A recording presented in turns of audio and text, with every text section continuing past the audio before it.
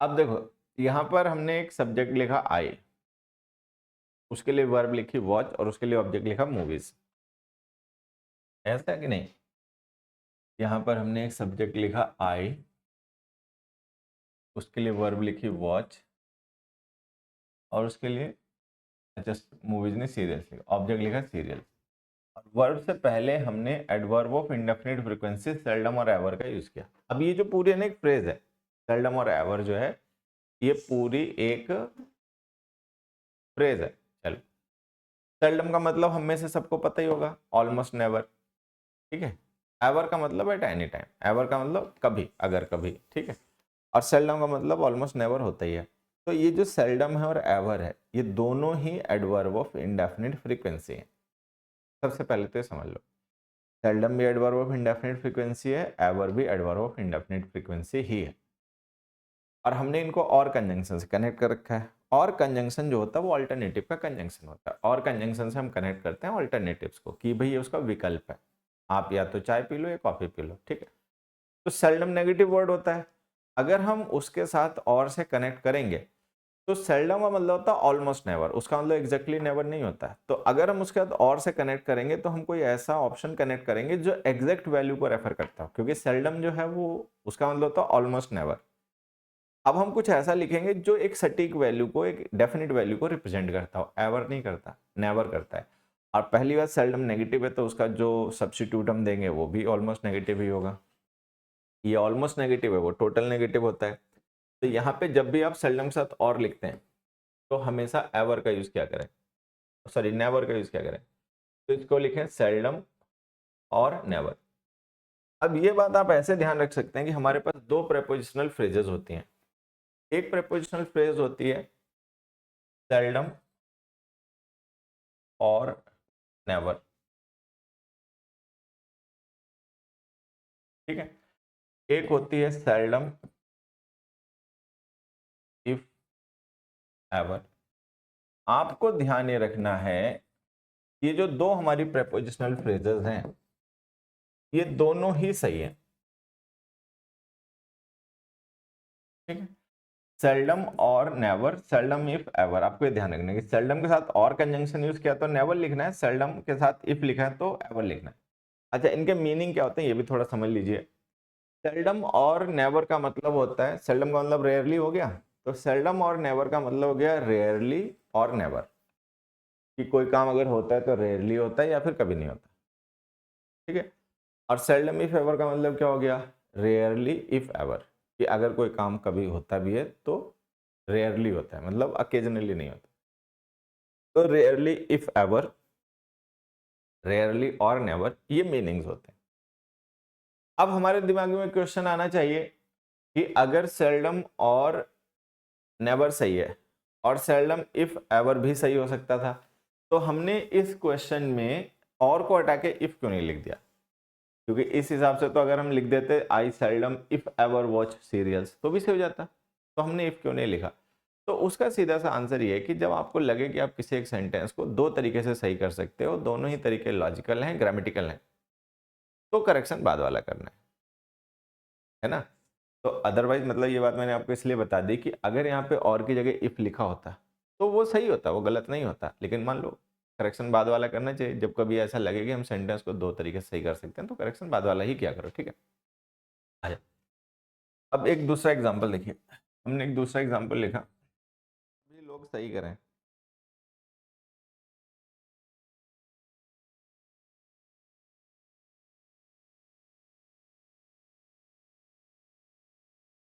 अब देखिए, हमें ये एक चीज तो पता है कि ये जो लिखा है वो गलत है, इतना तो हम कंफर्म है ना कि भाई जो हमने ये लिख रखा है सेल्डम इफ नेवर, ये गलत है। चलो, अब रह गई बात कि गलत है तो सही भी करना है। अब हमें पता है कि दो तरीके से हम सही कर सकते हैं, सेल्डम इफ एवर, सेल्डम और नेवर, दोनों में से कोई भी लिखेंगे तो सही हो जाएगा। ठीक है, फिर दोनों में डिफरेंस क्या होता है वो मैंने आपको बता दिया था, लेकिन फिर से एक बार आज डिस्कस कर लेते हैं। देखो, दोनों में डिफरेंस ये होता है, सेल्डम और नेवर का मतलब होता है रेयरली और नेवर। तो यहाँ पे कहीं ना कहीं हम किसी काम के नहीं होने को एम्फेसाइज कर रहे होते हैं, मतलब नेगेटिव एस्पेक्ट पे स्ट्रेस होता है। सेल्डम इफ एवर का मतलब होता है रेयरली इफ एवर, कि अगर कोई काम कभी होता भी है तो रेयरली होता है, मतलब बहुत ज्यादा नहीं होता, कभी कभार ही होता है, लेकिन होता है, मतलब हम उसके पॉजिटिव एस्पेक्ट को स्ट्रेस कर रहे होते हैं। तो ये एक छोटी सी बात हमें ध्यान रखनी है कि जब हम सेल्डम और नेवर लिखते हैं तो हम किसी काम के नहीं होने को, मतलब उसके नेगेटिव साइड को इम्फेसिस कर रहे होते हैं। लेकिन जब हम सेल्डम और एवर लिखते हैं, सेल्डम इफ एवर लिखते हैं, तो हम किसी काम के रेयरली होने को एम्फेसाइज कर रहे होते हैं, मतलब होने को एम्फेसिस कर रहे हैं, भले वो रेयरली होता है लेकिन होता है, इस बात को एम्फेसिस किया जा रहा है सेल्डम इफ एवर लिख के। सेल्डम और नेवर लिखकर इस बात को एम्फेसिस किया जा रहा है कि वो काम नहीं होता है। तो अगर हमें कोई कॉन्टेक्स्ट ना दे रखा हो, जैसे ये एग्जांपल, इसमें कोई कॉन्टेक्स्ट नहीं दे रखा था, तो हम बाद वाला करेक्शन करके सही कर देते हैं। अब मान लो ये सेंटेंस केवल इतना हो, तो हम क्या करेंगे, नेवर हटाएंगे, एवर लिख देंगे, बाद वाला करेक्शन करेंगे।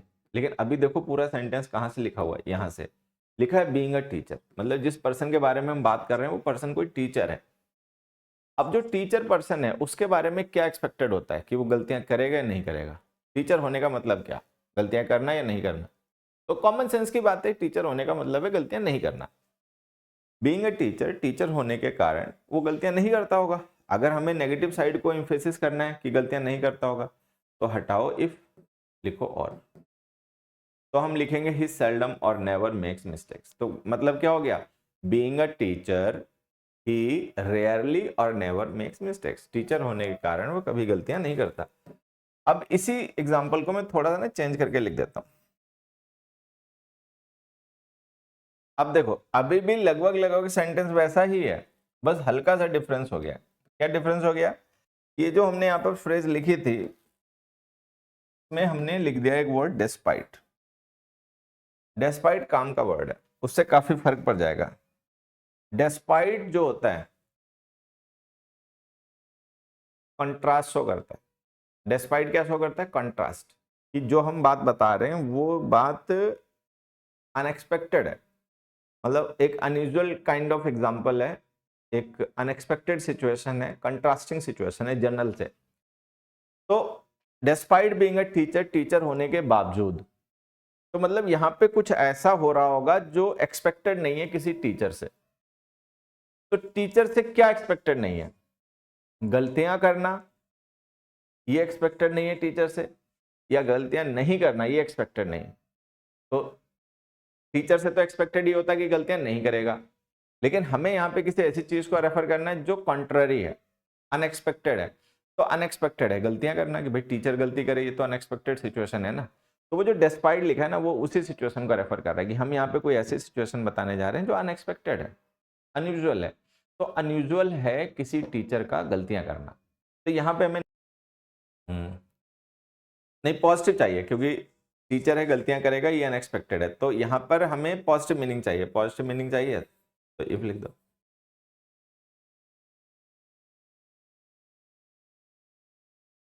तो ये कहानी आपको ध्यान रखनी है कि ये हमारे पास दो फ्रेजेस हैं, सेल्डम और नेवर, सेल्डम इफ एवर, ठीक है। इनमें से जिसमें नेवर लिखा है और नेवर, पहली बात तो ये ध्यान रखनी है कि सेल्डम और एवर नहीं होता है, सेल्डम इफ नेवर नहीं होता है, ठीक है। सेल्डम इफ एवर होता है, सेल्डम और नेवर होता है, ठीक। फिर दूसरी बात ध्यान रखनी कि जिसमें आप नेवर लिखते हो वो फ्रेज नेगेटिव मीनिंग एम्फेसिस करती है, जिसमें आप एवर लिखते हो वो पॉजिटिव मीनिंग एम्फेसिस करती है। अब अगर इस तरीके का कोई सेंटेंस दे रखा है जिसमें हमें कोई कॉन्टेक्स्ट नहीं बता रखा, तब तो हम अपनी सिचुएशन के अपने हिसाब से करेक्शन करेंगे, वो बाद वाला कर देंगे। लेकिन अगर कोई ऐसा एग्जांपल दे रखा है जिसमें कोई सिचुएशन दे रखी है और उस सिचुएशन को समझकर उस कॉन्टेक्स्ट के हिसाब से हमें यूज करना है, तो अपना देख लेना, पॉजिटिव के लिए सेल्डम इफ एवर, नेगेटिव के लिए सेल्डम और नेवर का यूज करना। बस इतनी ही, बाकी अगली क्लास में, अभी एडवर्ब आपका चलेगा 2-3 क्लास, ठीक है। तब तक खूब पढ़ो, खूब पढ़ो। Thank you, bye bye.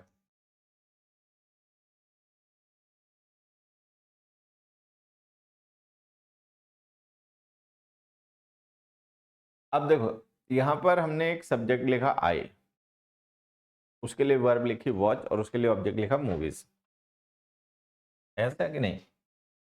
यहाँ पर हमने एक सब्जेक्ट लिखा आई,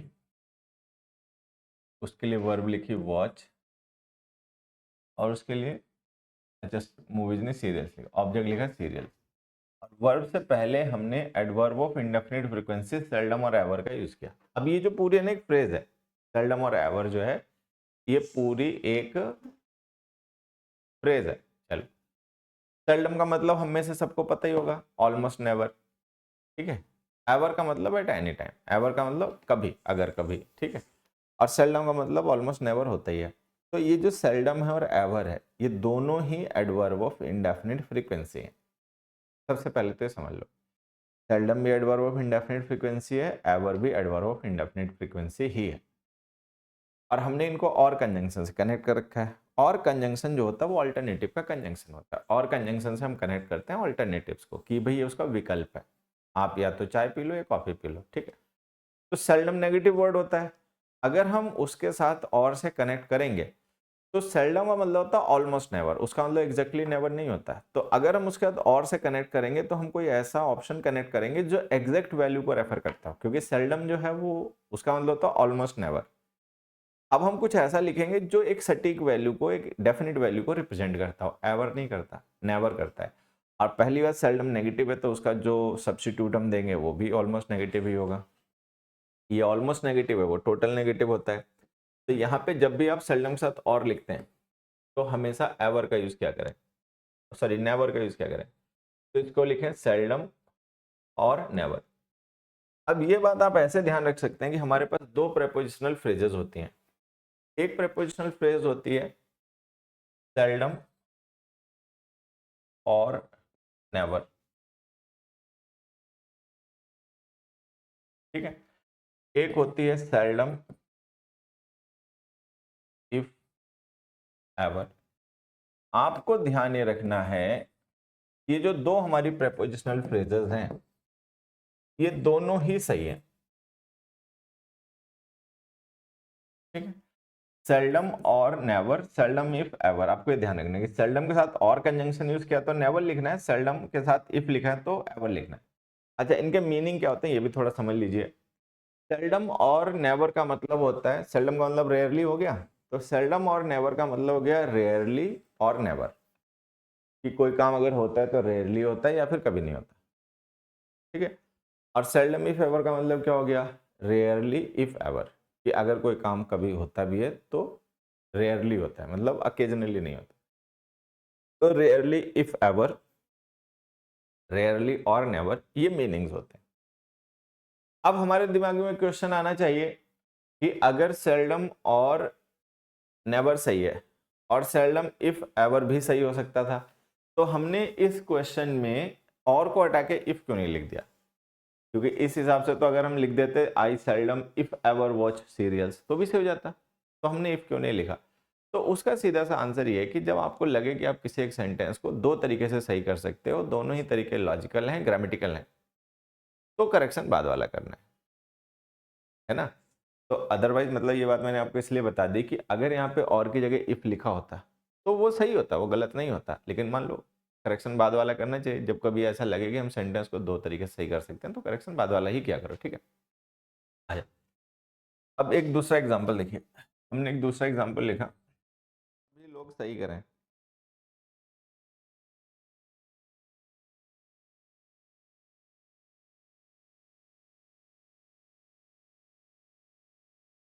अब देखिए, हमें ये एक चीज तो पता है कि ये जो लिखा है वो गलत है, इतना तो हम कंफर्म है ना कि भाई जो हमने ये लिख रखा है सेल्डम इफ नेवर, ये गलत है। चलो, अब रह गई बात कि गलत है तो सही भी करना है। अब हमें पता है कि दो तरीके से हम सही कर सकते हैं, सेल्डम इफ एवर, सेल्डम और नेवर, दोनों में से कोई भी लिखेंगे तो सही हो जाएगा, ठीक है। फिर दोनों में डिफरेंस क्या होता है वो मैंने आपको बता दिया था, लेकिन फिर से एक बार आज डिस्कस कर लेते हैं। देखो, दोनों में डिफरेंस ही होता है। सेल्डम और नेवर का मतलब होता है रेयरली और नेवर। तो यहाँ पे कहीं ना कहीं हम किसी काम के नहीं होने को इम्फेसाइज कर रहे होते हैं, मतलब नेगेटिव एस्पेक्ट पे स्ट्रेस होता है। सेल्डम इफ एवर का मतलब होता है रेयरली इफ एवर, कि अगर कोई काम कभी होता भी है तो रेयरली होता है, मतलब बहुत ज्यादा नहीं होता, कभी कभार ही होता है, लेकिन होता है, मतलब हम उसके पॉजिटिव एस्पेक्ट को स्ट्रेस कर रहे होते हैं। तो ये एक छोटी सी बात हमें ध्यान रखनी है कि जब हम सेल्डम और नेवर लिखते हैं तो हम किसी काम के नहीं होने को, मतलब उसके नेगेटिव साइड को इम्फेसिस कर रहे होते हैं। लेकिन जब हम सेल्डम और एवर लिखते हैं, सेल्डम इफ एवर लिखते हैं, तो हम किसी काम के रेयरली होने को एम्फेसाइज कर रहे होते हैं।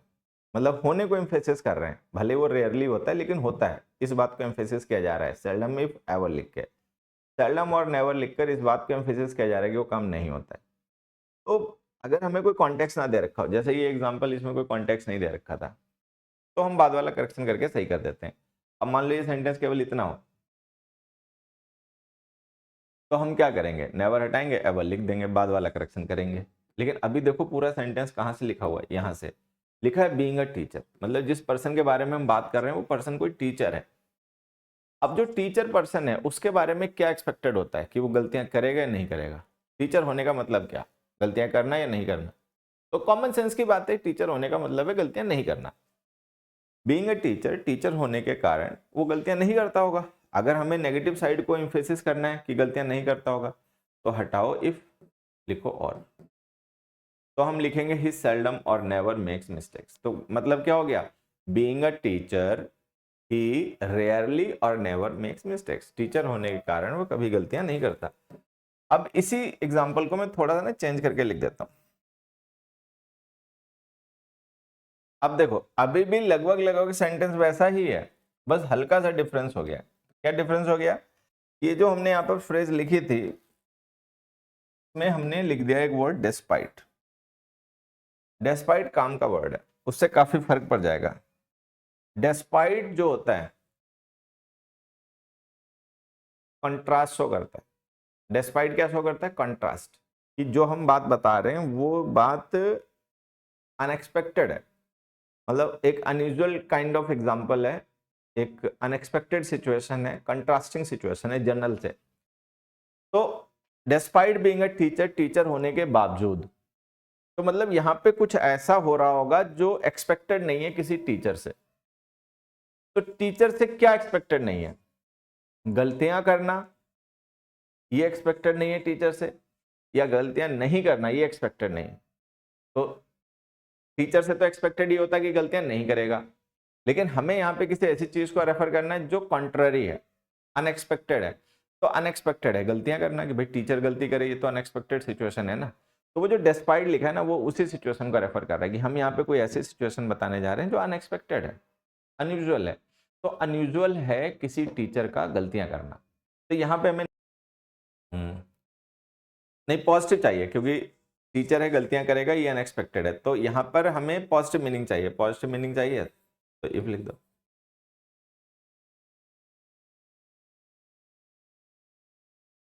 तो ये कहानी आपको ध्यान रखनी है कि ये हमारे पास दो फ्रेजेस हैं, सेल्डम और नेवर, सेल्डम इफ एवर, ठीक है। इनमें से जिसमें नेवर लिखा है और नेवर, पहली बात तो ये ध्यान रखनी है कि सेल्डम और एवर नहीं होता है, सेल्डम इफ नेवर नहीं होता है, ठीक है। सेल्डम इफ एवर होता है, सेल्डम और नेवर होता है, ठीक। फिर दूसरी बात ध्यान रखनी कि जिसमें आप नेवर लिखते हो वो फ्रेज नेगेटिव मीनिंग एम्फेसिस करती है, जिसमें आप एवर लिखते हो वो पॉजिटिव मीनिंग एम्फेसिस करती है। अब अगर इस तरीके का कोई सेंटेंस दे रखा है जिसमें हमें कोई कॉन्टेक्स्ट नहीं बता रखा, तब तो हम अपनी सिचुएशन के अपने हिसाब से करेक्शन करेंगे, वो बाद वाला कर देंगे। लेकिन अगर कोई ऐसा एग्जांपल दे रखा है जिसमें कोई सिचुएशन दे रखी है और उस सिचुएशन को समझकर उस कॉन्टेक्स्ट के हिसाब से हमें यूज करना है, तो अपना देख लेना, पॉजिटिव के लिए सेल्डम इफ एवर, नेगेटिव के लिए सेल्डम और नेवर का यूज करना। बस इतनी ही, बाकी अगली क्लास में, अभी एडवर्ब आपका चलेगा 2-3 क्लास, ठीक है। तब तक खूब पढ़ो खूब पढ़ो। Thank you, bye bye.